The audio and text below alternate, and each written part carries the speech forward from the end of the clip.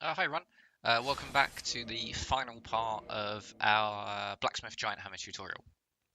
So all we've got left is to do the demon ruins.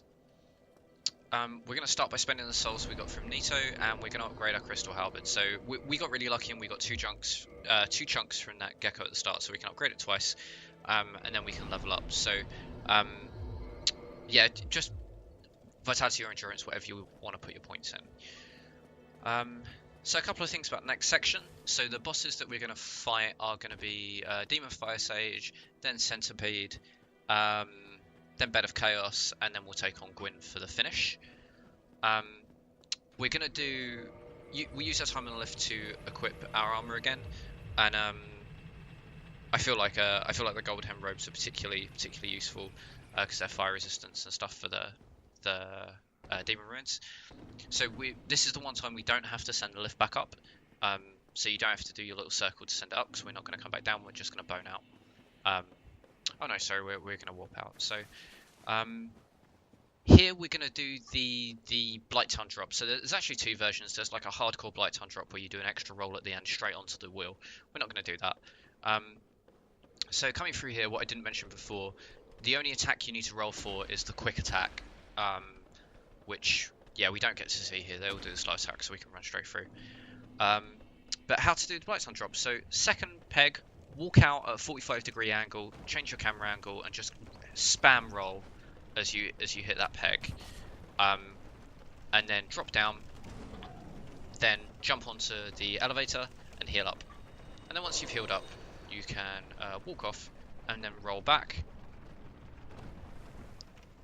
And then you're done. So then you just do the same route to Quelag. Blighttown drop is, I've got a safe. I feel it's a lot easier than it looks. So once again, if you want to practice it, just get to the top of Blighttown and then mark your save file as read only and just keep doing it over and over. It's not too bad. I guess you can do it right at the start of the game. So I guess full damage must be a percentage of your overall HP, because like here I lose, doing the drop I lose way more damage than I had in my whole HP bar at the start of the game. But yeah, you can do it, put the fat ring on, and then you can do that drop no problem right at the start. And it does save time, but if you're not comfortable with that, then there's the other drop that we saw in part 1. So for getting through the demon ruins, here we're going to have to heal up with a humanity to get our full HP back, then we'll drop down. We'll rest at the first bonfire so that we can cure the poison. And then we'll just press through and take on Demon Firesage.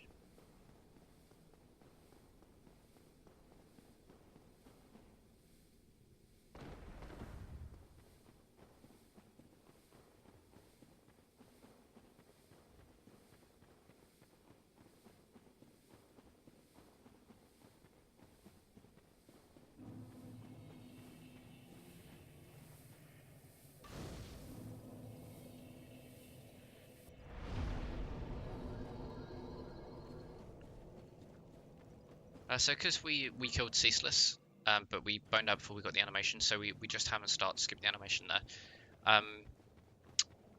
We're not going to do the Ceaseless skip because we already killed him. So here, if you want to try and roll onto this, then if you can get the roll right, it means that you won't stop when you hit the bottom. You can just roll through it, which will save you a couple of seconds. With the Capra demon coming up, he will always do one of two attacks. They're strong attacks, and he only will attack once, and you can just iframe through it. So make sure you've got your shield up, and then you just roll as he attacks. There's a little gap on the right here. Make sure you hug the left wall to not fall down it. My first blind playthrough, I died to that a lot, an upsettingly large amount of times. This is a safety bonfire if you don't want to do that run over and over. So I'm gonna show you the quickest way to take it. It depends how confident you are, Demon Firesage. So I tend to roll into this corner, and then we need to kill the big worm thing to activate the bonfire. So you should be able to do it with just an R2 and an R1. I did it with an R1 and R2 there. I think if you do it the other way around, it'll probably be a little bit safer. I'm not going to rest here because I don't need the bonfire, but that's just to show you that now you can rest if you want. Obviously, unlike Dark Souls 2, if you don't sit at it, it doesn't count as your last checkpoint. For Demon Firesage, I find this fight quite troublesome.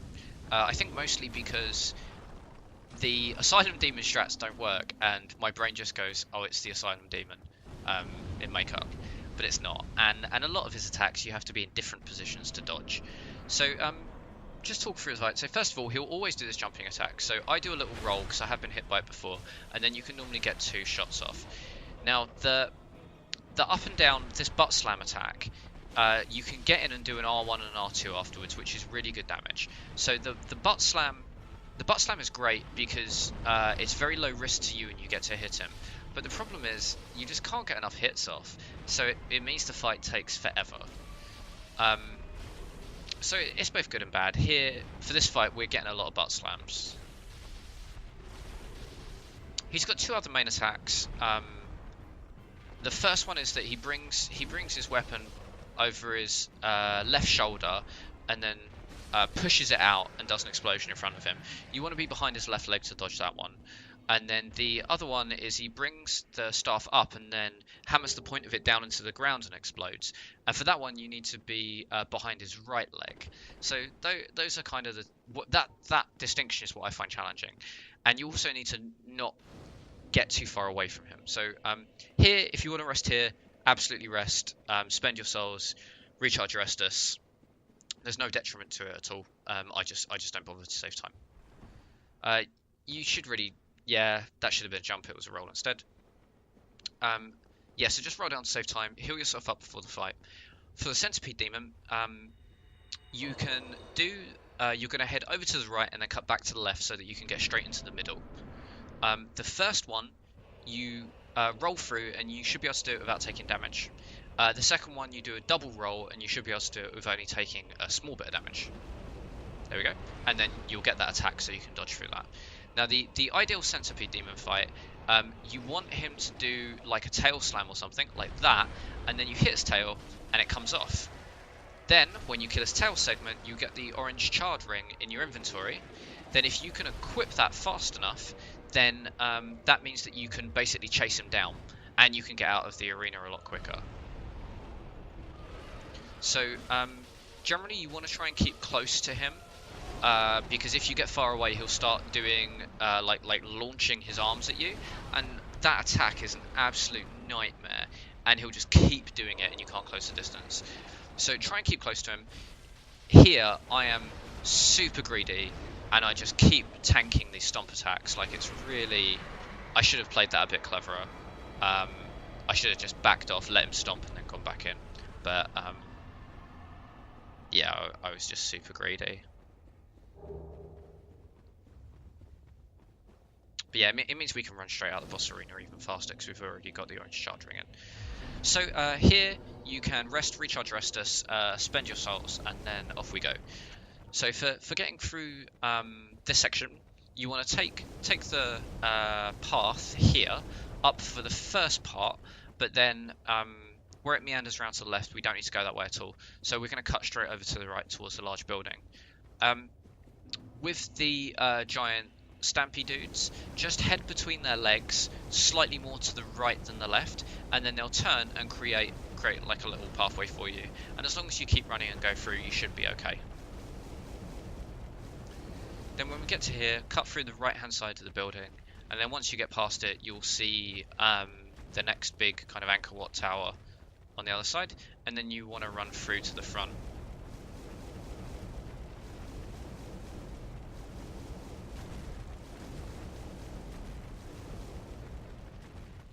And then this is the hidden bonfire here, so if you want to rest here, then you can.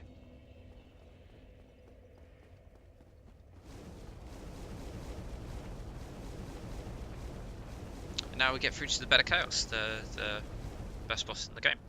So the strat we're going to use for Bed of Chaos is we're going to use the fire bombs. So we use the bow to line up the throw, and then we throw fire bombs to destroy the node on the left and then the node on the right.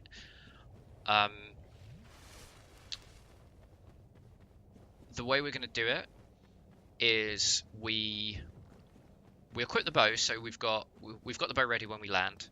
We run straight forward, and in my experience, the run up to the fight, the run to the bed of chaos, is the most important bit. Because if you don't run straight, then you can't backstep straight, and I haven't found a very good solution for that yet. So you'll land, you're running straight, then you get to the first bit of the brown bit of dirt right in front of the bed of chaos where the paving slabs end. You backstep twice, and that will give you your position. Then you get your bow out, and you're aiming for the kinks in the branch. So there's two branches, they have little kinks, and then the branch widens after the kinks. So you're going to aim in the gap between where the two branches widen. Here, I use the slope as an opportunity to equip the Hornet Ring, equip the fire bombs, and equip the crystal halberd, which we're going to use up next for Gwyn.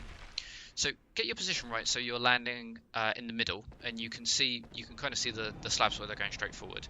So here, like, I'm veering left, I'm veering right. It's not ideal. We've got the bow in both hands, so we can aim it. We get onto the brown, and then we do 2 back steps, and you want to do the left-hand side first. So there's the kinks, and there's the gap in the kinks. You want to unzoom, and you should throw a firebomb instead of healing with Estus. Okay, press start to skip the cutscene, and then once again we go for the gap just above the kinks, throw the firebomb, and then we're done.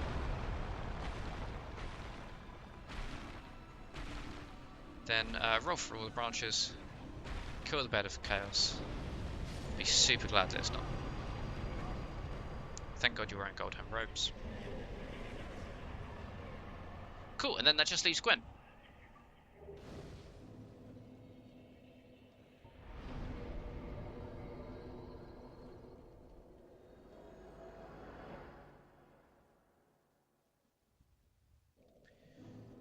So here, don't rest at fire link, there's no point. Push through, jump down, and then offer up the souls. Remember to hit start so that you skip the cutscenes.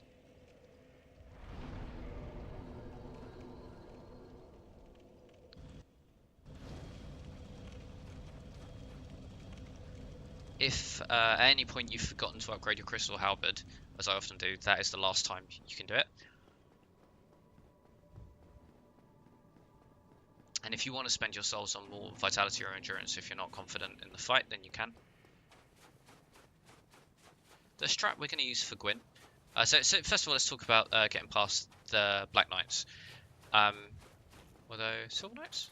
No, Black Knights. So, first one, run over the ledge, drop on his head, you'll do 3 points of damage, and it'll stagger him so he doesn't hit you. Second guy is the only one that will really cause you trouble. He has a huge number of attacks he can do. Just try and do your best to dodge it. Hopefully he doesn't do that one, because it's really hard to dodge. Hopefully you get the straight stab, which is really, really easy, and I don't think you even need to dodge it, you just run past him. Third Black Knight will always do a slash or a shield bash, both of which can be avoided by going to the right of him.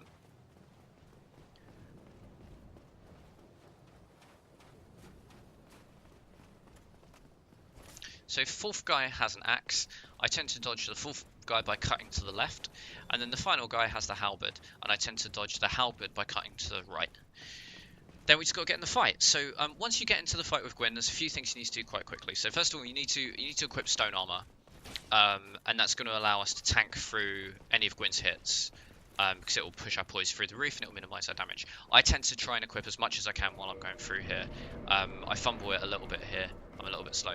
Then you need to try and get away from the fog gate as soon as possible, because the Black Knights will be behind you and they'll stab you through it. So you do a little roll forward, and then you roll through Gwyn's first attack. Now that grab you need to roll through. I didn't really need to roll there. I'd already got out of the way of it. But yeah, so for the grab you roll through, everything else you're going to want to parry. So the strat is you get the parry from the attack. So the first one, get the parry, land it, go around behind him, heal, and then he should do a slower attack. That attack, which the timing to heal and then parry afterwards works out really, really nicely. So we heal again, and then for some reason he does his faster attack, so that's a slow attack.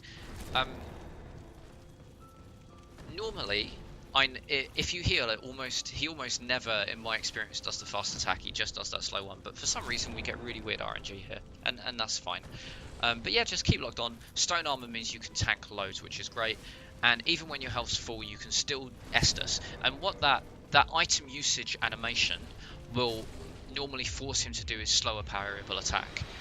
If you do get the fast attack, the general strategy is you block the first hit and take it, and then when he does his backhand swing, then you parry and riposte. And that's it. So let's check our time. Cool, so we've got 1:11:53, which is a really respectable time.